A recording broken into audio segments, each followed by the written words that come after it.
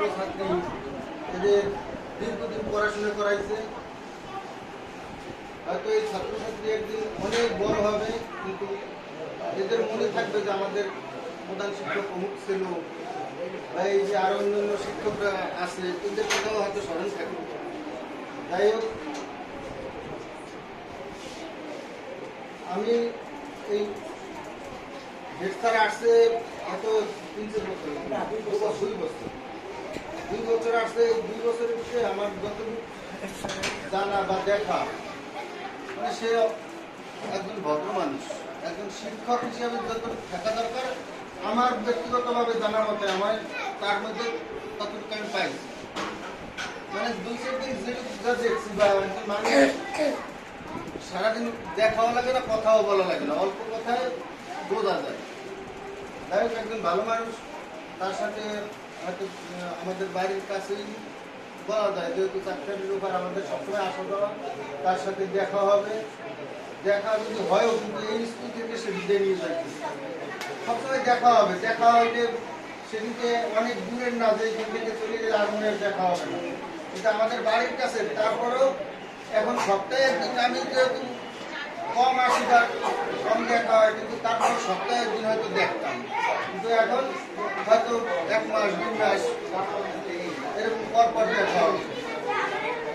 যাই হোক, স্যারের গর্ব যে স্যার আমাদের কথাও স্মরণ রাখবেন, যে আমরা আমাদের এলাকায় রয়েছেন, আমাদের ছেলেমেয়েরা ভালো পড়াশোনা করতে পারে, এই আশীর্বাদ করবেন। আর মানে কি বলবো, এই বিষয়টা আমার কষ্ট হচ্ছে আসলে।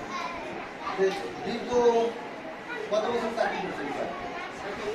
36 বছর চাকরি করার পর অবসরে যাওয়াও একটা বিশাল কষ্ট।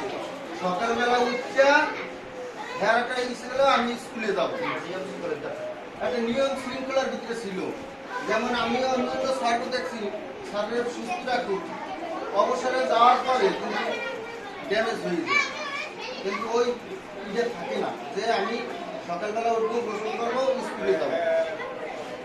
এইটা যখনই না থাকে, দেখেন একজন মেম্বার চেয়ারম্যান যারা চাকরিজীবী, তারা অবসরে যাওয়ার পরে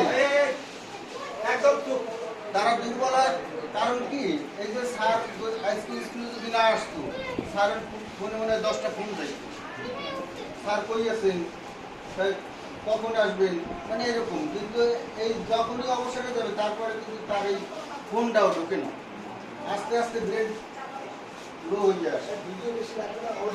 যেমন আমি আজকে মেম্বার থাকবো না, কালকে আমার ফোনে 10টা ফোন ঢুকবে না, আর আজকে সকালে মানে 50টা ফোন ঢুকবে। এটাও কিন্তু একটা আর এই ভিতরে থাকাটাই মানে একটা দায়িত্বের মধ্যে থাকে। 36 বছর পরে